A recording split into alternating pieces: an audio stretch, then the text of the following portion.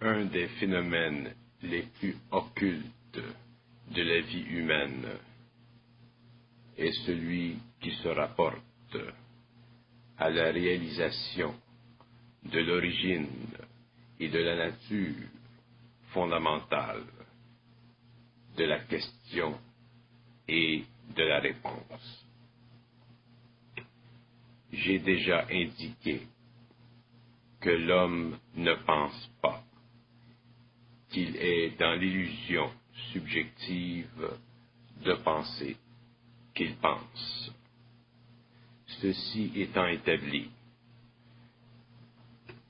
je formule une autre étape de la compréhension du phénomène de la pensée, celui qui est lié à la question et à la réponse.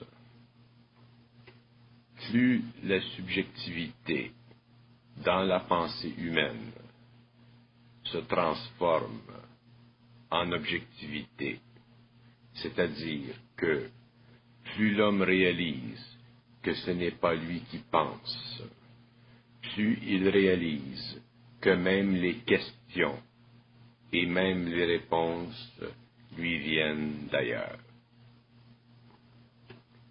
Cette étape n'est pas facile à reconnaître et à comprendre puisqu'elle fait partie de la grande réalisation objective du supramental ou de l'universel dans l'homme.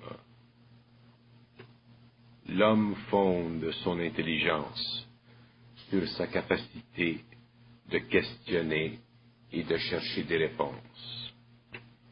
Mais l'homme ne réalise pas que le fait de questionner et de trouver des réponses fait déjà partie d'un processus créateur en lui qui prend son origine sur des plans qui sont au-delà de sa vie mentale.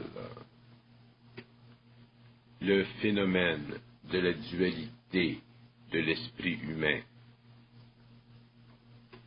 c'est-à-dire le phénomène qui permet à l'homme de croire qu'il questionne et qu'il fournit les réponses, est directement lié à l'illusion du mental humain qui sépare l'homme de l'universel. Effectivement, si l'homme ne vivait pas cette illusion, l'homme serait universel et sa civilisation serait totalement autre.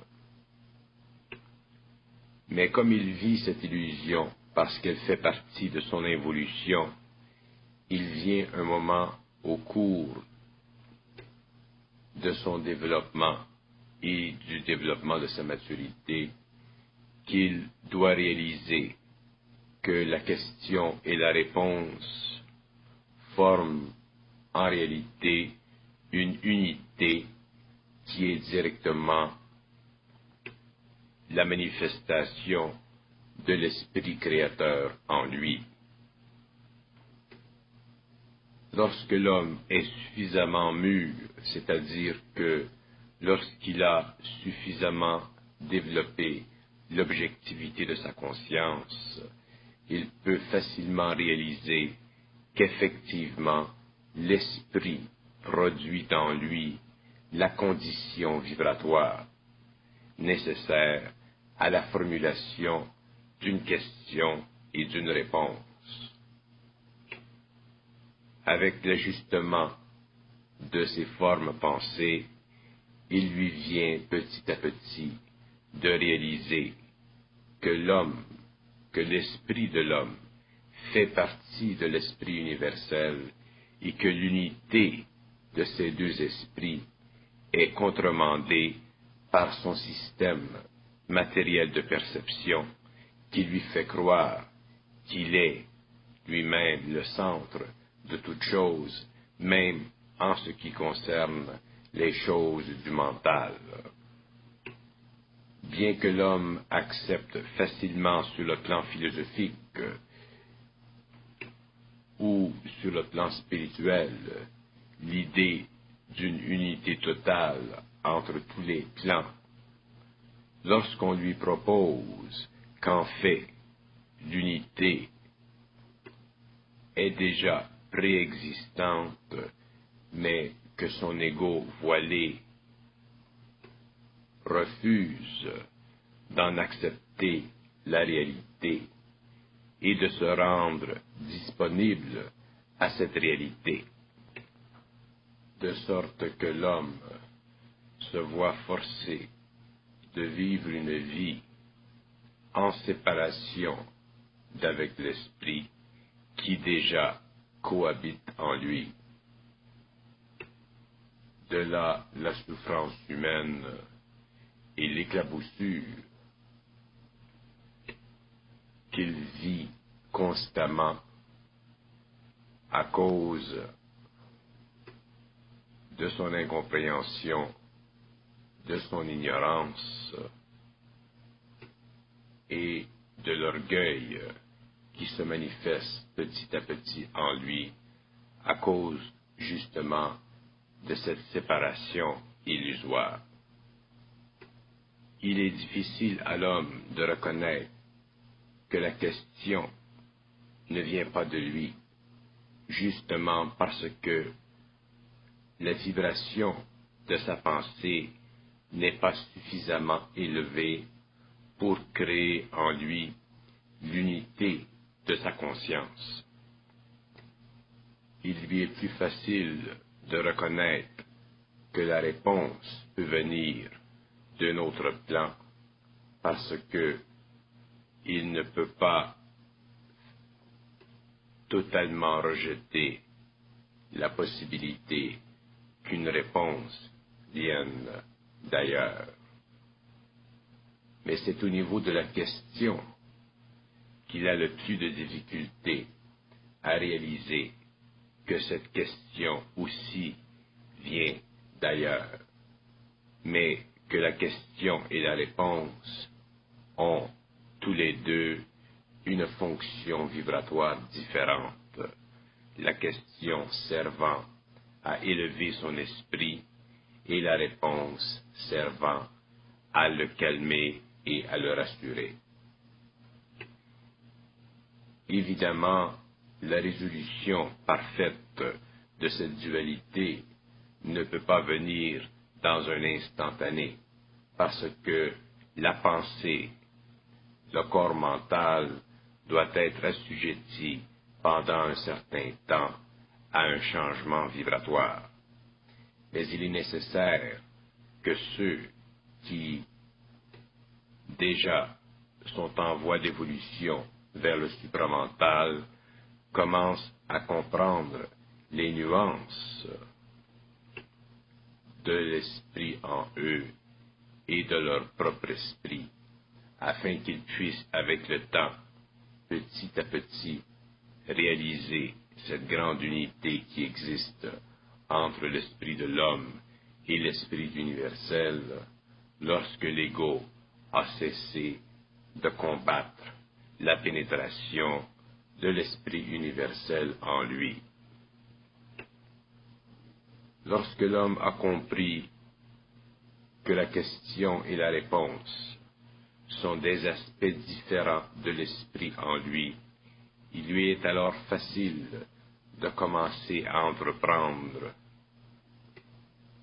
son grand pèlerinage vers les dimensions infinies du savoir. L'homme est beaucoup plus un phénomène d'énergie qu'un phénomène de forme. Je veux dire par ceci que l'homme, à un certain niveau de son évolution, réalise qu'il est énergie et que tous les aspects en lui qui ont tendance à lui faire croire que c'est la forme qui prédomine dans sa réalité sont des aspects qu'il pourra avec le temps rejeter afin de comprendre une fois pour toutes que il est à la fois esprit, que l'esprit habite en lui et que la relation entre son esprit et l'esprit universel est la fondation totale de son être, et que cette fondation, lorsqu'elle est totalement réalisée, peut, selon le cas, même transférer la forme directement à un plan d'énergie. Mais avant de pouvoir réaliser certaines étapes de son évolution possible, l'homme doit réaliser les premières étapes de son évolution spirituelle et supramentale. Et ces étapes sont très importantes parce qu'elles sous-tendent tout le reste de son évolution. Si l'homme n'est pas capable de réaliser qu'il est partenaire dans l'évolution de l'énergie de l'esprit, à partir d'un plan supérieur vers un plan inférieur et d'un plan inférieur vers un plan supérieur, il est incapable de réaliser l'unité de cet esprit qui est une forme d'énergie capable de soutenir à la fois le rôle cosmique de la création et à la fois le rôle personnel de l'évolution. Il ne suffit plus à l'homme de chercher la connaissance. Il doit maintenant réaliser l'illusion de la polarité entre son esprit et l'esprit universel, afin de pouvoir assujettir les formes subjectives de son mental à une dimension infinie de la pensée cosmique, d'où il peut ensuite réaliser l'unité totale de son être avec l'être cosmique qui habite en lui. Et ce n'est que lorsqu'il aura atteint ce stage de développement qu'il sera possible à l'homme de reconnaître l'unité dont il rêve de savoir ou de comprendre les aspects depuis qu'il a atteint l'âge philosophique. Mais ce sera toujours au-delà des murs de la philosophie que l'homme pourra comprendre la réalité de l'unité et pourra diversifier ses fonctions créatives en relation avec un savoir qui est éternellement connu et absolument connaissable, pourvu qu'il mette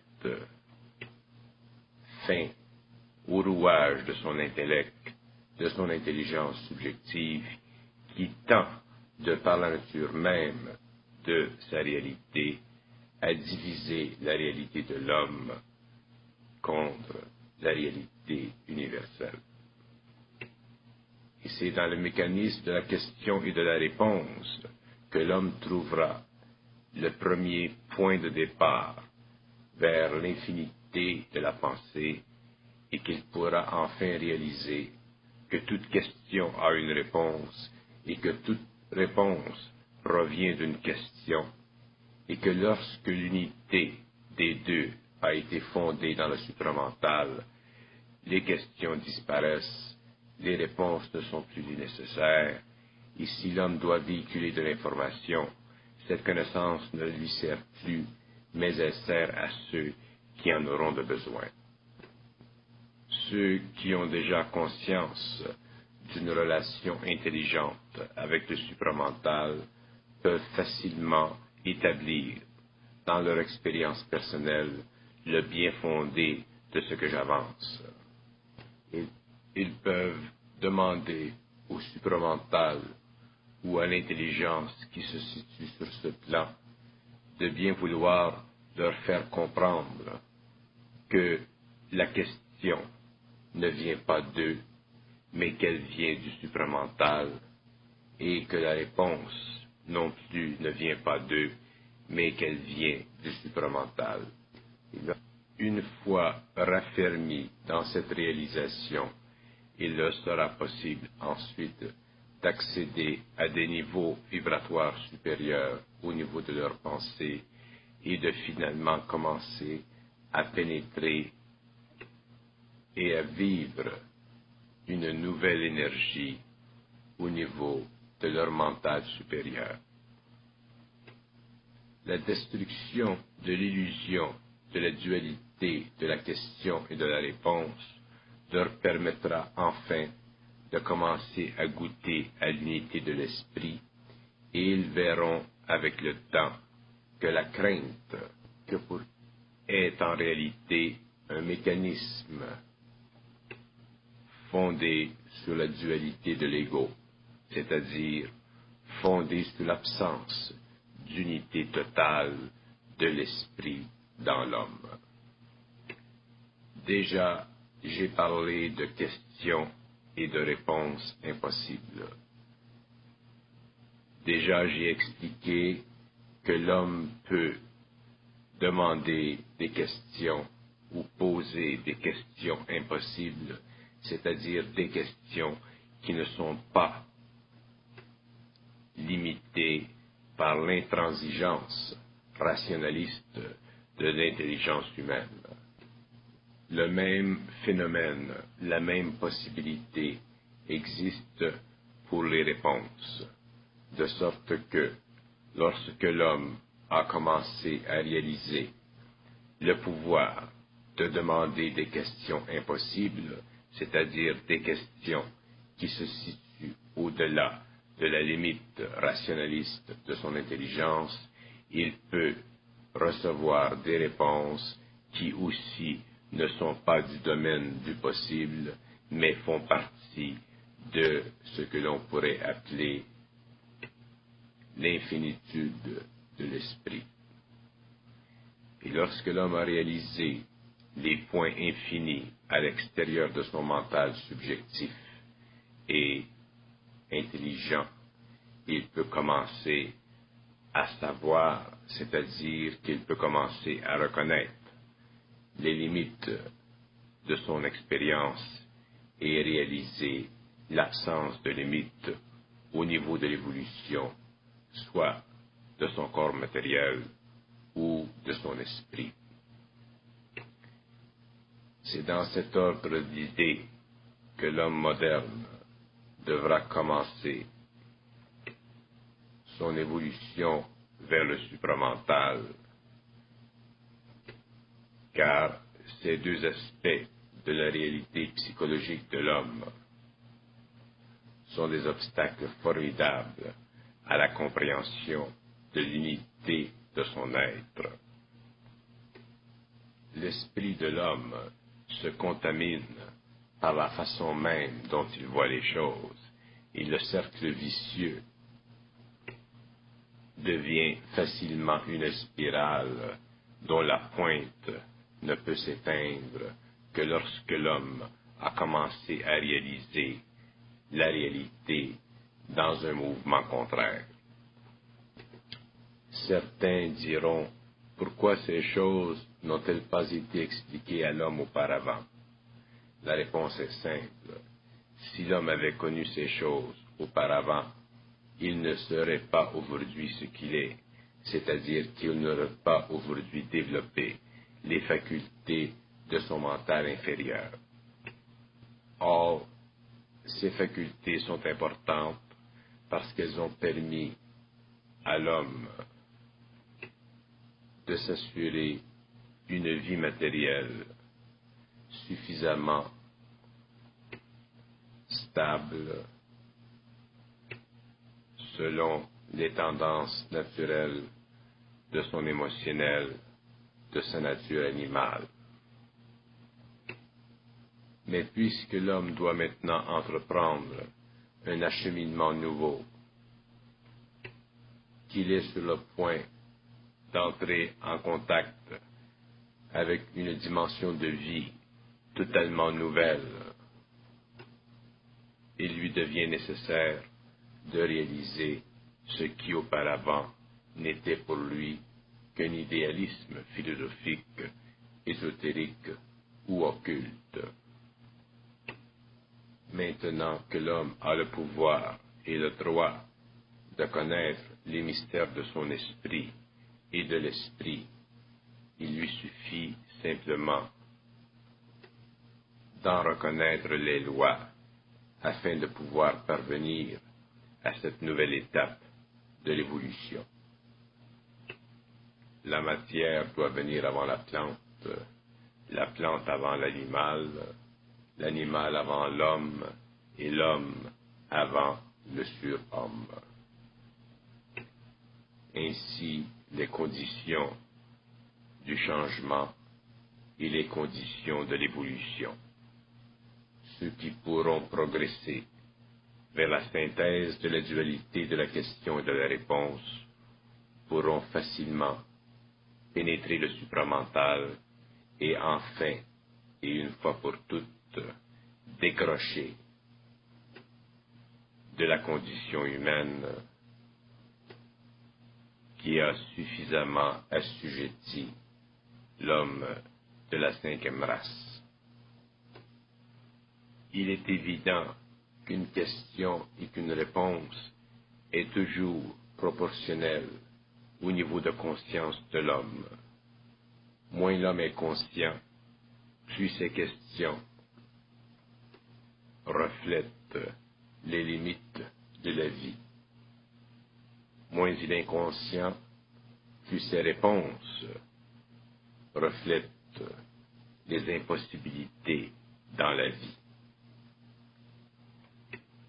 Par contre, plus le niveau de conscience de l'homme grandit, plus les questions et les réponses changent, et lorsque l'homme est totalement éclairé par la lumière du supramental, les questions et les réponses n'existent plus parce qu'elles ne servent plus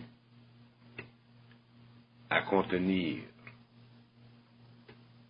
la fragilité illusoire de son existence. Les remparts de sa prison étant tombés, l'homme est libre et il ne lui reste plus qu'à s'aventurer vers l'infini. Sachez que lorsque vous vous demandez une question, c'est l'esprit en vous qui cherche à vous faire comprendre quelque chose. Lorsque vous avez une réponse, c'est l'esprit en vous qui cherche à vous communiquer quelque chose.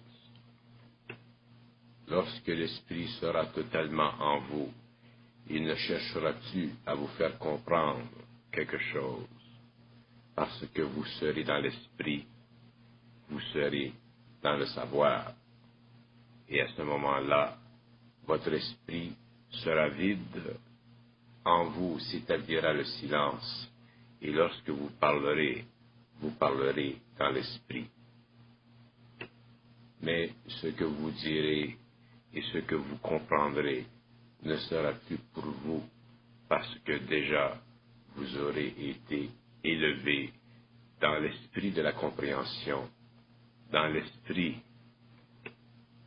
du savoir et dans l'esprit du silence. À partir de ce moment, vous comprendrez que le silence est aussi un langage de l'esprit, mais un langage qui n'est pas dirigé à votre intelligence, mais plutôt à votre esprit. C'est-à-dire que ce langage fera partie de l'unité de votre esprit. L'esprit de l'homme peut être dans le silence, mais ce n'est pas parce que l'esprit de l'homme est dans le silence qu'il n'est pas conscient de l'esprit en lui. Il est simplement dans le repos de l'esprit en lui. L'homme n'a pas besoin de questions et de réponses pour être conscient de l'esprit. Mais lorsqu'il a la question et la réponse, il lui est important de reconnaître que l'esprit à ce moment est actif en lui. Évidemment, si l'homme ne reconnaît pas cette réalité, alors la question et la réponse deviennent pour lui des écueils, des obstacles, des problèmes, une souffrance perpétuelle qui ne peut s'éteindre que par la mort matérielle. Le temps est venu pour que l'homme réalise que beaucoup de choses existent à son insu, c'est-à-dire qu'il évolue dans un médium quelconque et que derrière ce médium, une toute autre réalité est à l'origine d'un phénomène qu'il ne comprend pas. Et pour cette raison, sa vie sur le plan matériel, sur le globe terrestre, est très souvent pénible. Mais il ne s'agit plus pour l'homme de sympathiser avec sa condition humaine, mais de bien briser les chaînes qui le lient à cette condition depuis des siècles. Toute expérience, toute réalisation nouvelle, inédite, demande une grande confiance en soi-même. Et c'est à partir de cette confiance en soi-même que l'on peut ériger une fondation nouvelle afin de vivre une vie nouvelle. Les étapes antérieures de l'évolution ont été nécessaires. Maintenant, les étapes futures de l'évolution devront être vécues selon la loi de l'esprit et non selon le désir intellectuel de l'homme. Et ceci est peut-être l'aspect le plus difficile et le plus occulte de la nouvelle évolution, de la nouvelle conscience de l'homme, c'est-à-dire de la conscience cosmique du surhomme à venir. Car l'homme de demain devra porter sur ses épaules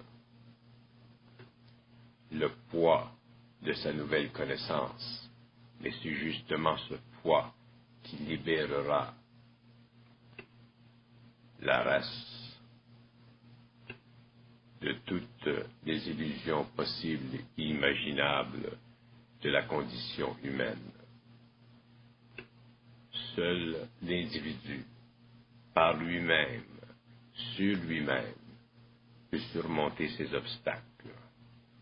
Ces choses n'appartiennent plus à une collectivité, mais font partie du domaine de l'homme, de l'individu, où l'être seul grandit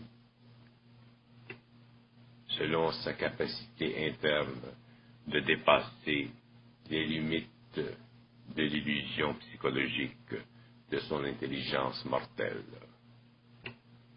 La compréhension du phénomène de la question et de la réponse est fondamentale à la compréhension des relations entre l'esprit de l'homme et l'esprit universel. Il est fondamental à la compréhension de l'unité de l'esprit. Il est fondamental à la réalisation du supramental dans l'homme et il est aussi fondamental à la réalisation que l'homme a le pouvoir de comprendre toute chose pourvu qu'il a le pouvoir de détruire en lui l'illusion fondamentale de l'intellect, de l'intelligence rationaliste. Toute philosophie de l'intelligence ou toute intelligence de la philosophie est une limite envers laquelle l'homme doit payer un prix, et ce prix devient le cercle vicieux interminable qui s'oppose par la nature même de sa construction à l'élévation de l'esprit humain vers l'esprit universel. Ce qui est évident à l'intelligence rationaliste de l'homme n'est pas nécessairement fondé sur l'unité totale de la compréhension totale de son esprit. ce n'est que dans l'expérience de cette nouvelle fonction intelligente du mental humain que l'homme peut réaliser jusqu'à quel point la plus grande intelligence humaine est toujours limitée par la dualité de l'esprit humain. S'il en avait été autrement, le développement de l'intelligence de l'homme, le développement de la philosophie de l'homme aurait été beaucoup plus linéaire, beaucoup plus universel, et les divisions de la pensée de l'homme qui existent, soit sur le plan régional, national, ou sur les plans philosophiques et religieux, n'existeraient pas aujourd'hui, et les hommes de la terre seraient unis dans une même pensée. Chaque fois que vous pensez à quelque chose, chaque fois que vous réfléchissez, que vous regardez avec votre intelligence, regardez derrière ce qui se passe dans votre esprit et vous verrez que, effectivement, il y a derrière vous une autre présence. Et cette présence se manifestera à vous lorsque déjà vous aurez fait le premier pas. Si vous refusez pour quelque raison de faire ce premier pas, cette présence demeurera voilée derrière vous et il vous sera impossible de la reconnaître. Vos possibilités de vie et de compréhension en seront d'autant plus diminuées parce que déjà vous aurez été incapable de supporter le poids de cette nouvelle connaissance, de cette très grande réalisation. Évidemment, toute réalisation demande un réajustement vibratoire, c'est-à-dire une reconstruction de l'état mental. C'est pourquoi chaque fois que vous réaliserez certaines choses, il vous sera nécessaire aussi d'en supporter le changement. Mais remarquez qu'il est toujours donné à l'homme ce qu'il peut supporter, de sorte que, quelle que soit la réalisation en vous, l'ajustement sera toujours proportionnel à votre propre résistance, à votre propre capacité d'en supporter la clarté. L'esprit universel dans l'homme est un support pour son évolution et non une faction qui cherche à retarder son évolution. Mais lorsque l'homme commence à réaliser certaines choses, il a souvent l'impression que cette présence en lui est une faction contre lui. L'homme est fait de crainte et d'inquiétude, et toute manifestation de l'esprit en lui augmente par le fait même sa conscience de crainte et d'inquiétude. Mais ceci n'est dû qu'au travail de l'esprit dans l'homme,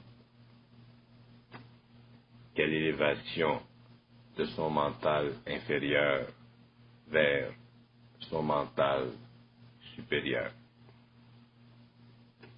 Si l'homme apprend à ne pas s'accrocher à la dualité de son esprit, déjà, il commence à se libérer de sa subjectivité et déjà, il diminue sa crainte et ses inquiétudes. Mais s'il s'accroche à cette dualité, à ce nouveau mouvement en lui, le travail sera lourd dans son esprit et sa paix plus difficile à atteindre. La liberté de l'homme n'est pas dans le pouvoir de sa pensée, mais dans le mouvement de sa pensée. Et lorsque le mouvement de sa pensée se fait d'une façon totalement harmonieuse, sa pensée devient pouvoir, car elle n'est plus conditionnée par les limites de son ego. Lorsque vous pensez, que vous questionnez et que vous cherchez des réponses, ne regardez pas ce que vous cherchez, mais regardez d'où provient votre question et votre réponse. Et vous verrez que dans la question et la réponse, il y a au début beaucoup de vous et peu de l'esprit. Et avec le temps, il y aura peu de vous et plus de l'esprit. Et avec un autre temps encore, il n'y aura que de l'esprit. Et à ce moment-là, la question et la réponse ne sera plus subjective, mais fera partie de la communication de l'esprit en vous. L'homme croit machinalement que si on répond à ces questions, il trouvera la paix. C'est une erreur fondamentale. C'est une erreur grossière de son esprit. Autant l'esprit est infini, autant les questions sont infinies et les réponses infinies. Ce que l'homme doit comprendre, c'est la mécanique de la question et de la réponse, afin de résoudre une fois pour toutes la dualité de ce phénomène. Si vous voulez comprendre quelque chose, demandez et on vous répondra. Mais on vous répondra selon que vous devez savoir maintenant ou plus tard. Mais vous aurez une réponse d'une façon ou d'une autre. Si on ne vous répond pas tout de suite, cessez de demander. Ainsi, vous ne vous fatiguerez pas l'esprit, et l'esprit se servira de la question pour vous donner quelque part dans le temps une réponse. Les intelligences qui s'occupent de l'évolution mentale de l'homme veulent que l'homme connaisse les mystères de la création. Mais ces intelligences connaissent les limites de l'homme et elles savent que l'homme, avant de pouvoir avoir accès à ces mystères, doit clarifier, nettoyer en lui-même certaines illusions, les éliminer totalement, afin que toute réponse venant d'eux ne serve pas à renforcer le terrain de ces illusions, mais plutôt à élever le niveau de son esprit. L'homme croit que la connaissance est pour lui. C'est une illusion de son esprit. La connaissance n'est jamais pour l'homme qui est dans le savoir. La connaissance est toujours une manifestation du savoir afin d'aider les hommes à grandir dans l'esprit. Tant que l'homme n'a pas compris ceci, il est évident que l'esprit, sur le plan supramental, ne peut pas lui fournir toutes les réponses, car il se servirait de ces réponses pour en faire de la connaissance, et ceci retarderait son évolution vers l'unité, l'unification de l'esprit. Certains parmi vous comprennent ce que je veux dire, d'autres le comprendront plus tard. L'harmonie dans l'homme est une condition de rapport avec l'esprit universel. Il est évident que si l'homme est rempli de questions et de réponses, il ne peut y avoir en lui d'harmonie. Voilà pourquoi le premier pas vers l'harmonie de l'homme est la compréhension du mécanisme de la question et de la réponse et de la réalisation que toute harmonisation détruit la dualité de la question et de la réponse. Ceci ne veut pas dire que l'homme conscientisé ne peut pas demander de questions et recevoir de réponses, mais ceci veut dire que l'homme conscientisé réalise à la fois qu'il demande une question et que la question lui est fournie, qu'il reçoit une réponse et que la réponse aussi lui est fournie, de sorte que l'homme n'est plus sujet à la personnalisation de la question, mais il est sujet à la prépersonnalisation de la question. Ceci l'amène à réaliser des questions de plus en plus créatives en lui, afin d'attirer vers lui des réponses de plus en plus probantes concernant les mystères de la création. Lorsque l'homme est détaché de la question et de la réponse, il est détaché de la connaissance, et c'est à ce moment-là qu'il lui est facile de réaliser en lui des questions impossibles et aussi de recevoir des réponses concernant les mystères de l'universel. Si l'homme doit progresser vers le savoir, il est évident que son esprit doit être en ordre, et l'ordre que doit avoir son esprit afin de pouvoir supporter le poids du savoir est un ordre fondé sur l'unité totale de son mental avec le supramental, qui sont deux aspects de lui-même devant coexister dans une harmonie parfaite.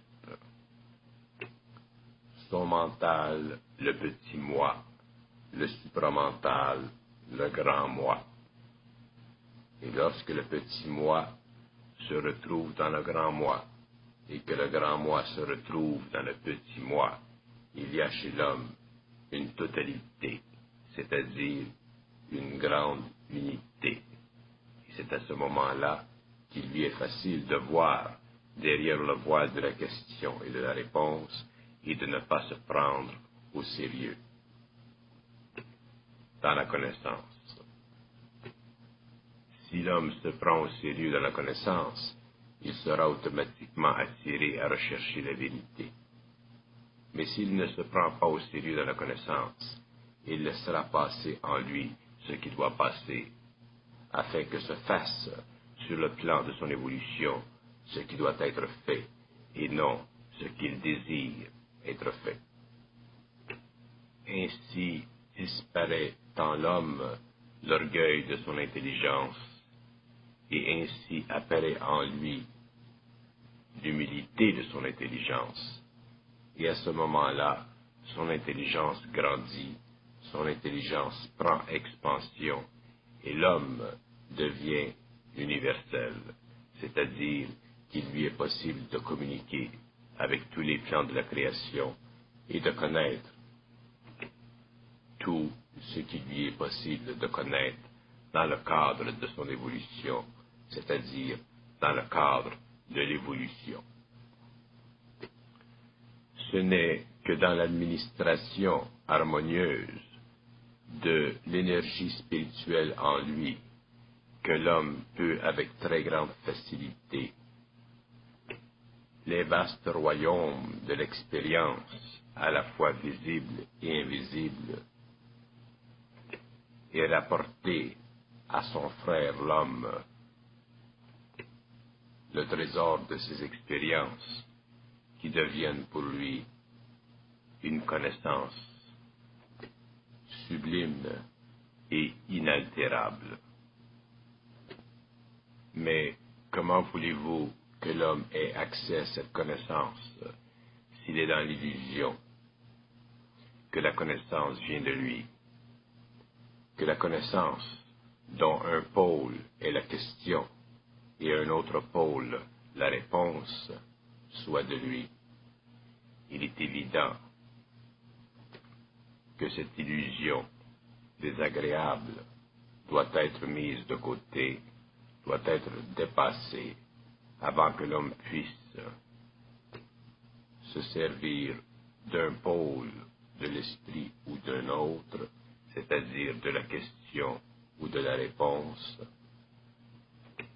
au cours de sa recherche et de sa progression vers l'infinité. Que l'homme commence à réaliser ce que son intelligence veut difficilement admettre, et les portes de l'esprit s'ouvriront en lui, de sorte que la connaissance lui sera facile et sans contradiction. Pour que l'esprit descende dans l'homme, l'homme doit monter vers l'esprit.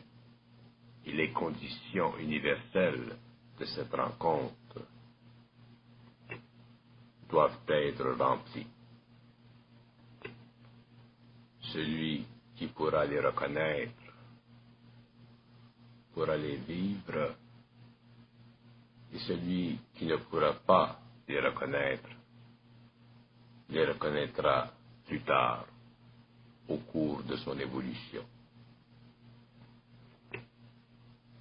Je formule et j'ai formulé cet aspect de la réalité supramentale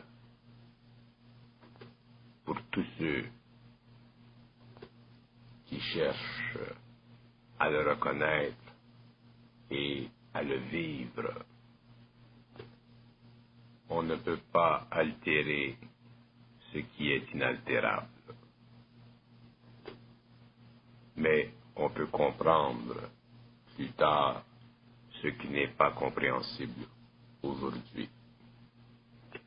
Voilà ce que veut dire le mot évolution.